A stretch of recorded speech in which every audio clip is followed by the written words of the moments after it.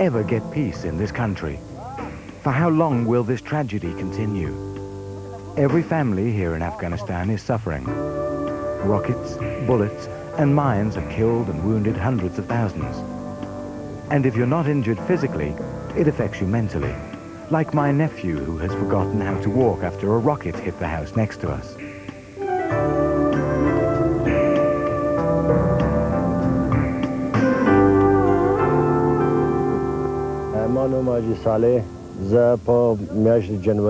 My name is Haji Azaleh, and I'm coming from Kabul. My house was destroyed by rockets, but I was able to escape to Jalalabad with my family in January 1994.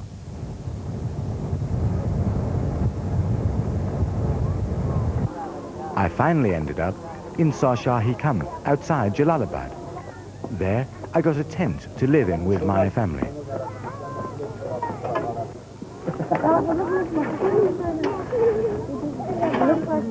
After some weeks, United Nations gave me a job as a monitor in the camp. And a few months ago, I was made the assistant manager of the whole camp. Here, in Sarsahi camp alone, we now have the responsibility for 17,000 families, or about 130,000 people. But hundreds of people are arriving every day from Kabul. United Nations therefore had to establish a new camp on the other side of the town, New Haddah camp. All who have been lucky enough to escape from the war in Kabul and reach Jalalabad safely must register before entering the city.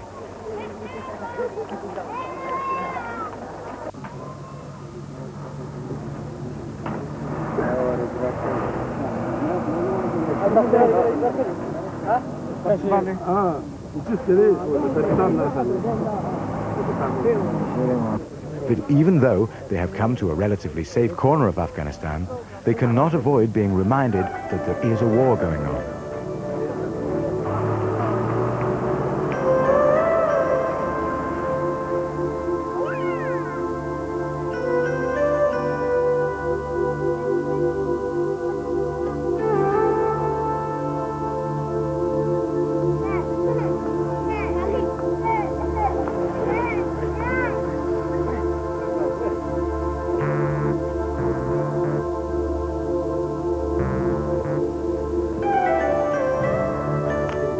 It can take some time before people can be moved from the transit camp to their allotted blocks. In the meantime, they try to manage with whatever they have.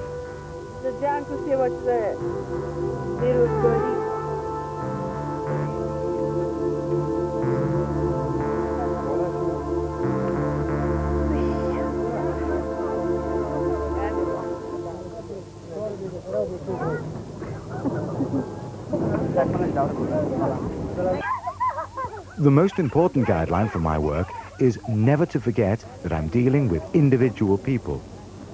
I am often blamed for spending too much time listening to them, talking, comforting and advising. But I have also lost everything in Kabul and know how important it is that someone has time for me. Nobody knows how many millions of rockets, grenades and mines have rained down over my country. They're found everywhere. Before we can let the refugees put up their tents, every inch of the land has to be cleaned, especially of mines and other explosive devices.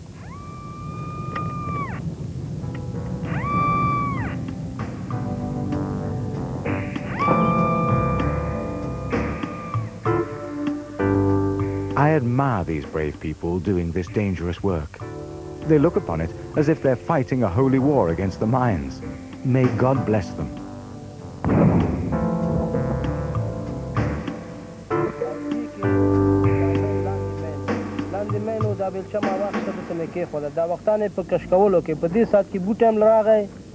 Son, both of them, they are collecting firewoods for his family. Yes.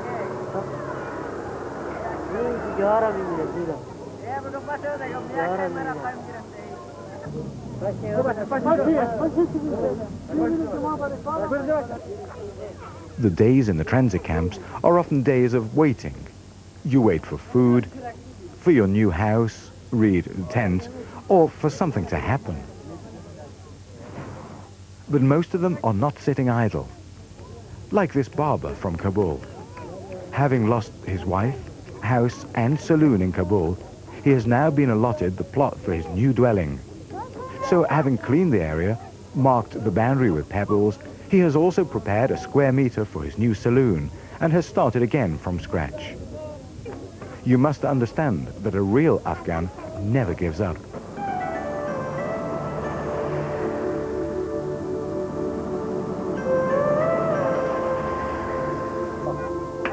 It has been a great problem to get enough tents to house all the families.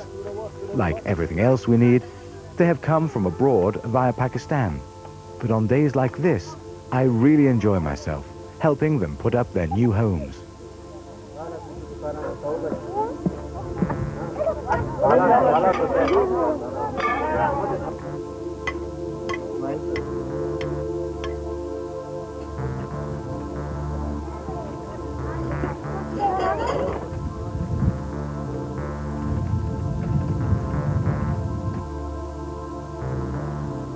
Within this short time, the camp has become much more than just a camp. It's like a city with tents and dwelling places as far as the eye can see in all directions.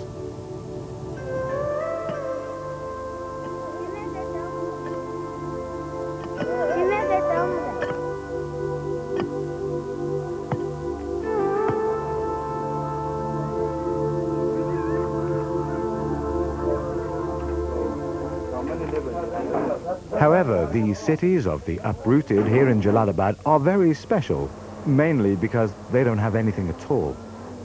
Everything must be supplied by United Nations and non-governmental organizations for all 130,000 inhabitants. Not only roofs over their heads, blankets and warm clothes, but also all the foodstuffs for their daily needs. So there's a lot of activity at our warehouses most of the time.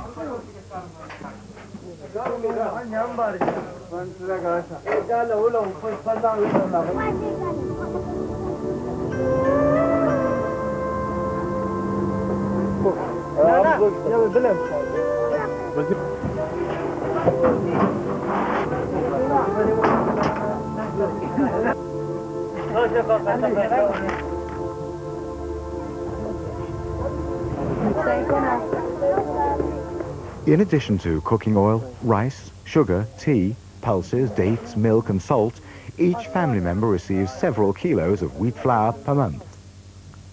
The wheat flour is mainly used for baking our traditional Afghan naan bread.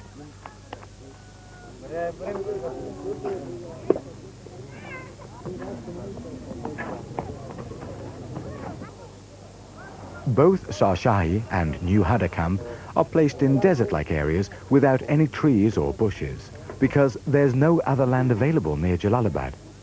The displaced often search for hours only to bring back some dry grass or straw for their stoves.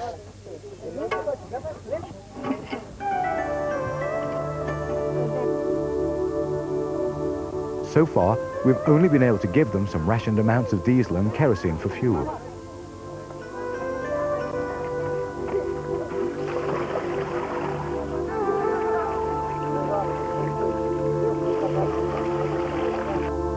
But the biggest problem we have in our camps is to get enough water to the people. Due to the extremely hard ground in Sarsahi camp, it's taken 8 months to hit water with 3 boreholes, and we have to truck water in from other boreholes 12 kilometers away. However, we still supply each person with an average of just 12 liters a day.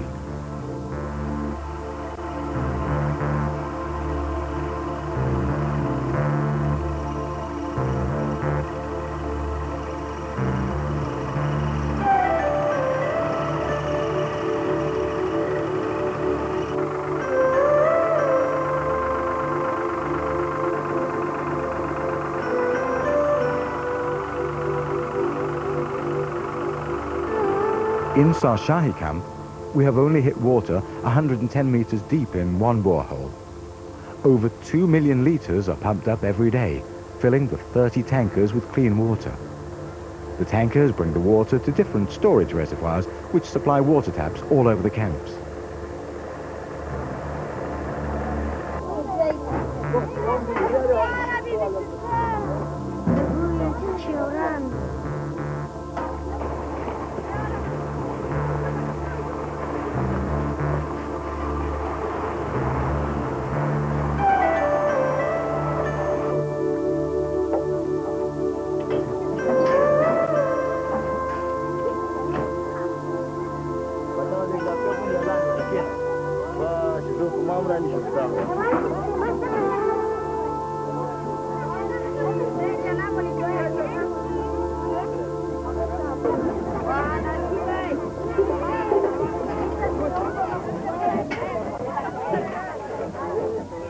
Although it's difficult to supply enough water to the displaced, every drop is taken care of and used as if it was gold.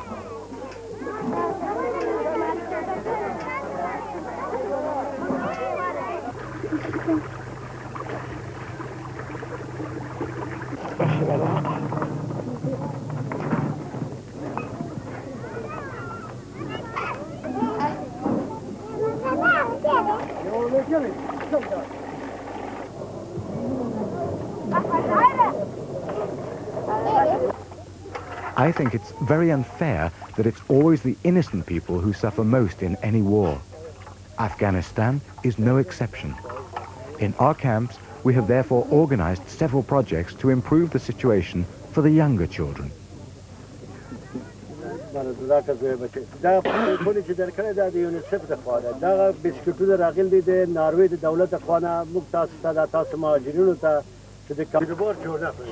In addition to a regular supply of extremely nutritious food packets for all smaller children, we also have a special feeding for the worst malnutrition cases twice a day.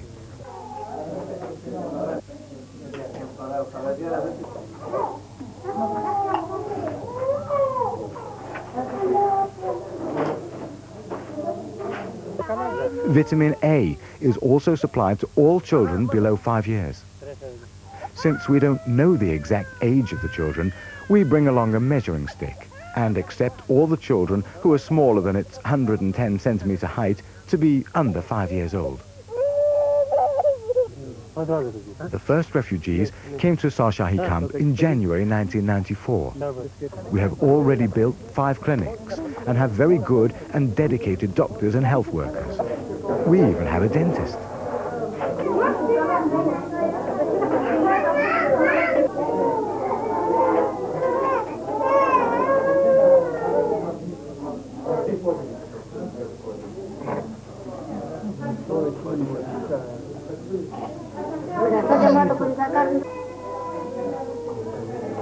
In order to administrate the camp in a proper way, we've divided the whole camp into blocks, with 20 families in each block.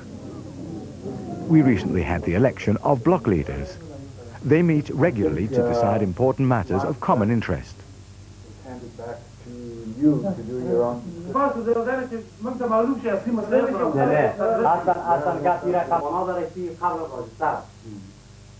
My signature in there. The block leaders have initiated many educational projects in the camps with the help of United Nations and NGOs. Among the displaced, there are many teachers who are now teaching both girls and boys. Sometimes, some of the cleverer students also help teach the others.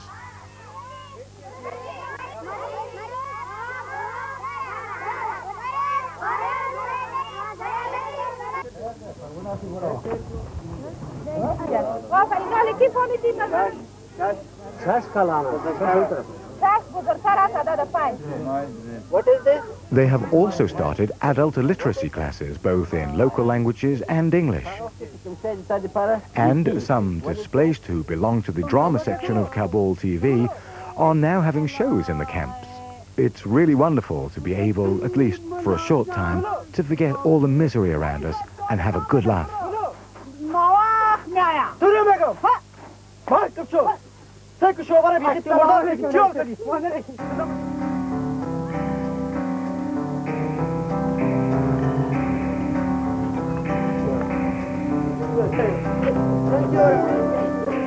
So, we're all doing whatever we can to make these days as displaced, as constructive and positive as possible. Many of the staff working here for United Nations and NGOs live in the Sarsahi and the new Haddah camps and are displaced themselves. We all hope that there will soon be peace in Afghanistan and that we'll be able to return home to Kabul and rebuild both our properties and our lives. In the meantime, all of us are here, depending 100% on international support through United Nations for our daily survival. I pray that we will not be forgotten and that United Nations will have enough funds to support us until we can go back home.